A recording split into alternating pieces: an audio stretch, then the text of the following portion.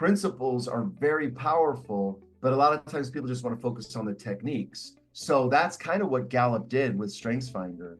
Gallup as a company, they started focusing on techniques of like, well, let's put it into 4 colors and group them that way. And then let's get it down to a, like a training program, and we'll cookie cut the training program.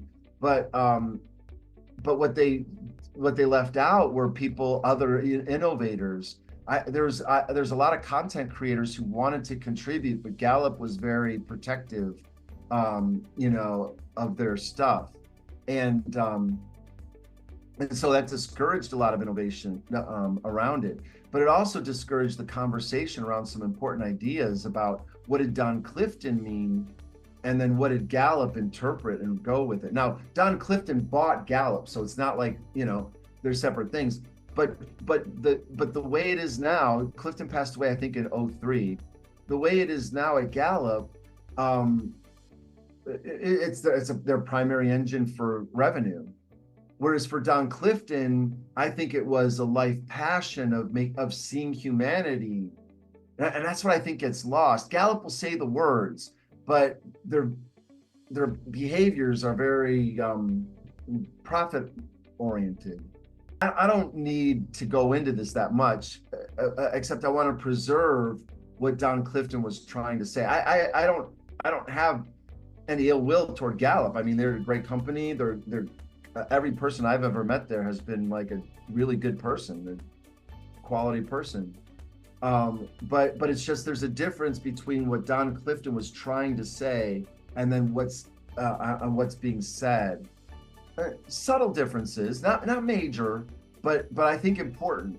I feel a lot of connection to somebody who has a message they're trying to get out there, and they're working really hard to do it, and it's a little new, but it's really valuable. And other people might change it in certain ways, not even because they did it on purpose, but because they heard it a certain way.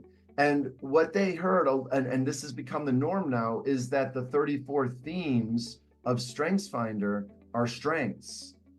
And I get why that is. Like, I was doing the same thing. I was calling them strengths until I really read what Don Clifton was saying. But I want to return to that idea of what Don Clifton was after, that study of success.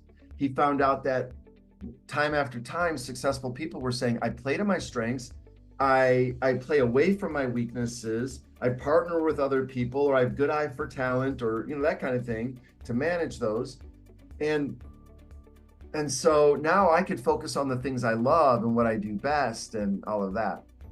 There's a guy named, can't remember his name right now. He has a book called Deep Work. And what he calls deep work is that stuff we love doing, that valuable stuff. In order to get to that deep work, it's surrounded by a layer of shallow work, sometimes an endless layer. And you want to just kind of get through the layers so you can get to the deep work. Well, the deep work is, for each person, would likely involve their strengths. Now, here's what Don Clifton knew, that each person's strengths are invisible to them. They can't see them. I have a little story that illustrates why that is. The boy and the baby bull. So the story goes something like this. This dad and his son, they go to the market. It was a long time ago.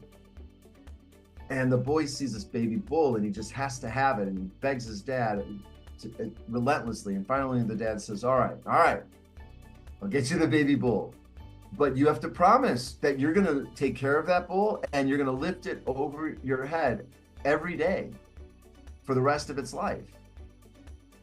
And the boy just agreed to it. So over the years, as the boy grew into a young man, he was able to lift what was once the calf, but is now a full-grown bull over his head, because he did it every day. It was part of the deal. And he stuck to his word.